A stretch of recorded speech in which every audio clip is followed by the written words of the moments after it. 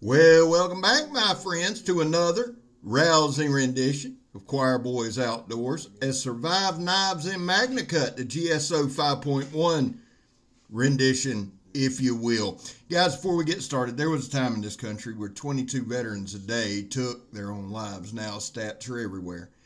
On the weekends, they really vary. That's why here we just focus on the number 0. Anything over 0 is simply unacceptable. Vets, we love you. You have a place here. We're back to blue over here. We support all to the chagrin of many. And that's okay. That's the beauty of living in the good old USA, right? You ain't got to agree with it. How do you do that, Scab? Well, I don't break the damn law anymore. And when I do, because I have, and every now and then I'll get a wild hair, I accept responsibility for it. And finally, if you are an addict, never quitting. So here's the deal, guys. I know very little about Survive Knives. This is another knife brought to the channel courtesy of JR. And dude, without that dude, I'm telling you, he is part of Team Choir Boy. He just is. And I'm appreciative. JR hit me up. He said, brother, I want you to try this one out. He sent me a couple other knives at the same time. Now, as far as the company Survive Knives go, I really don't know much about it. I really don't. I know they're out of Pennsylvania. I know that JR ordered 3 knives about a year ago. He got this one a month or 2 ago. He's still waiting on 2. So sounds like they got pretty significant wait times, but that's not uncommon in this day and age with custom knives and things like that. I can tell you this right off the rip, and if you're new here, let me just say this. We don't make broad sweeping statements. I can't. I've never had one dealing with a company. I know nothing about them, so I don't pretend to. We talk about the product that is in our hand. We talk about this particular knife, and this one that's in my hand, I'm telling you right now, is top 5 of all time. This is 100% a vibe knife. It's not about the steel. It's not about the handles. They're either G10 or micarta, and I really don't know. Regardless of what the handle material is, it's done exceptionally well, supremely comfortable in hand. I'm going to give you some statistics. Now, I know that it's made in the USA. I know that this is MAGNACUT. I know that it's sharp as shit. So what I wanted to do right here is hit about a 12-minute lick where we just put the damn knife to work. That's what we do. That's all we do here. I'm not going to spend 30 minutes telling you how damn honest I am and all that shit. All I can do is show you the knife work. I don't try to sell them. You make the determination by watching the knife work in a novice's hands. That's all I can do. The overall length on this bad boy is about 11 1/4. Now that's from the tip to the lip. It doesn't really have a pommel. It's got a hidden lanyard hole thingy, which I like. Wait, let me double check that. Bear with me. Yeah, all right. It's got some jimping on it. It does have a slight pommel with some jimping on the bottom. It's about 11 1/4. The blade length from tip to handle, I'm going to call 6 inches. Yeah, that's dead nuts, 6 inches. Cutting edge is 5 inches. It's got a generous working choil. It's got some really nice jimping on the back of the spine there. Feels like a 90-degree spine. The only thing I did not do in this video is strike a ferro rod. We're talking about, let's see, let me give you, I'm reading 3/16 on the blade stock. Dude, this is just a badass knife. I love everything about this knife. Oh, let me give you the handle measurements because that's the thing that matters most to me. The handle, I'm getting from the top of the handle to the bottom of the handle scales, I'm getting 5.5. That all-important inner grip. Dude.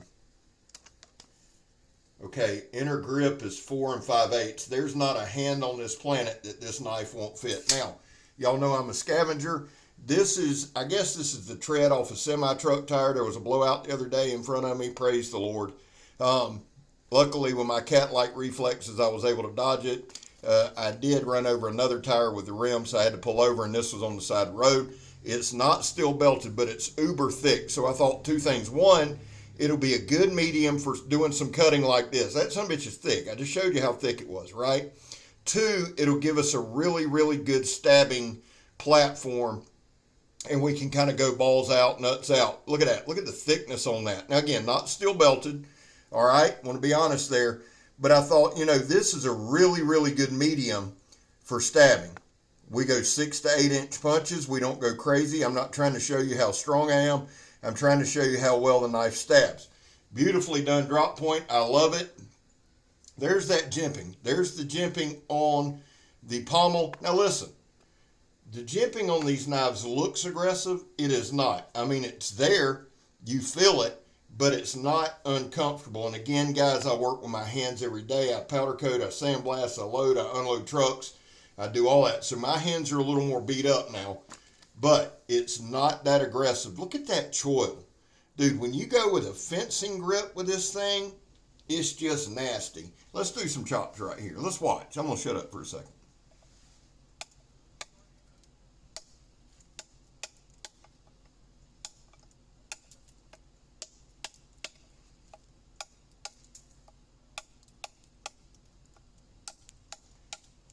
Now, what we were trying to do here, guys, if I wanted to chop through it, I would have laid it down. About made a pretty big mistake right there. But you can see with just these flick chops, I like calling them pop chops, okay? Got a good chopping action to it. It really does. If I wanted to get after it, if I was in the woods, if I was in the swamp, I needed to process up some wood, I guarantee you this would be a great knife for it. Pretty good chop. And again, a lot of times when I'm chopping during my videos, I'm not doing it for time. Now, if I've got some kind of big hawking chopper beast or something, then yeah, we want to show the speed of it. But something like this, because this is MAGNACUT, because I wanted to put some pressure on the edge, and look right there, we chopped right into that knot. I wanted to show you all that. There's some lighter knot right there.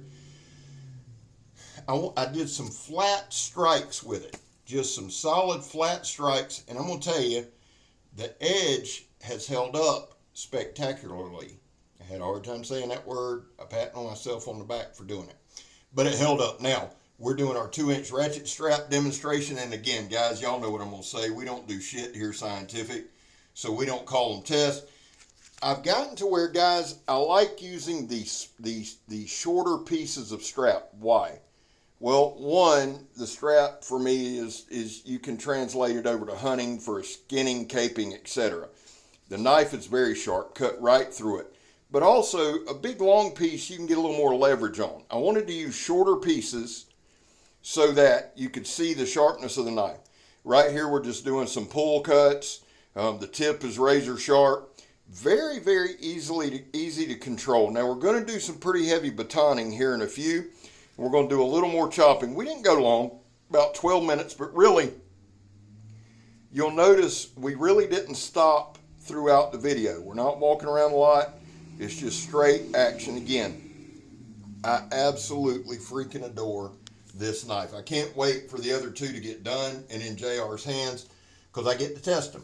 And that's the fun. There's that fencing grip. Man, that's comfortable. I love that grip. Now, this is part of that knotted up 4x4. Now, we're going to do batoning in a different manner. One, I'm the world's worst batoner. We all know that. That's no secret.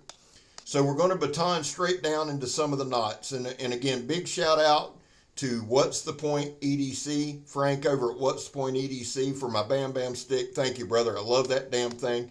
Real quick, Brothers of the Knives, Salty Red Corn, and Big J's Knives are trying to get to 1,000. Get over there, subscribe to them, help them out. I would appreciate it. Joe JS Bladecraft, Donnie B All Day. Check those guys out. Awesome channel. Now, right here, the other thing is with knife reviews and things like that, right? Demonstrations, whatever the hell you want to call them. I varied them from the beginning. At the beginning, we didn't do anything but chop. That's what we did, man. We chopped everything.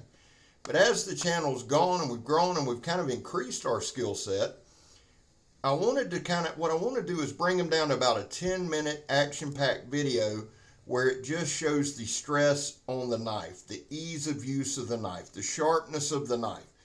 This, again, would be a top 5 knife. I love the way it feels. I love the way it feels in hand. It's very well put together, solid construction, MAGNACUT. They've done their MAGNACUT very well. I purposely baton this way. Now, normally you wouldn't process wood this way. I know that. I'm aware of that. There's a lot of shit that I do in these videos that I would never do in the field.